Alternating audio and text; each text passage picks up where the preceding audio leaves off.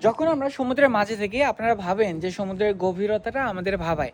সমুদ্রের মাঝে থাকলে আমাদের গভীরতা ভাবায় না। আমরা যেমন এখন একটা দেশের কাছে আছি, দূরেই আমেরিকা শহর। তো এই আমেরিকা শহরের কাছেই এই জায়গাগুলোই আমাদেরকে বেশি টেনশনে রাখে অথবা বেশি ভাবায়।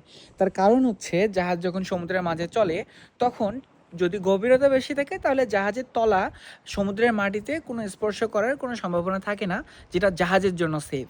কিন্তু যখন আমরা কোনো বন্দরের কাছে আসি, কোনো একটা দেশের কাছে আসি, যদি সেখানে পানির গভীরতাটা কম থাকে তাহলে জাহাজ গিয়ে সেই পানির সাথে মাটির সাথে হিট করতে পারে, যেটা জাহাজের জন্য অনেক বড় ঝুঁকির, যেটাকে আমরা গ্রাউন্ডিং বলি। তো এখন আমরা কিভাবে বুঝবো যে এখানে আসলে পানির গভীরতা কত? আমাদের জাহাজের একদম নিচে একটা ইকো সাউন্ডার নামে একটা যন্ত্র থাকে। এই যন্ত্রটার কাজ আমি সংক্ষেপে আপনাদের যদি বলি, এই যন্ত্রটা একটা শব্দ তরঙ্গ পাঠায়। এই শব্দ তরঙ্গটা ঠিক পানির গভীরে গিয়ে যেখানে মাটি থাকে, বেস থাকে, সেখানে স্পর্শ করে আবার রিটার্ন চলে আসে।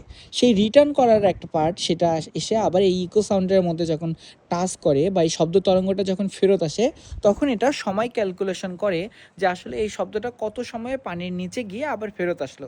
এই শব্দের যেহেতু একটা নির্দিষ্ট মাধ্যমে নির্দিষ্ট গতিতে চলে, এটা হিসাব করেই আমরা বুঝতে পারি যে আসলে জাহাজের এখন স্পিড কত, যেটা আমাদেরকে কিছু করতে হয় না, আমাদের শুধু একটা বাটনে প্রেস করলেই ইকো সাউন্ডার জানিয়ে দেয় এখন জাহাজ কত গভীরে আছে।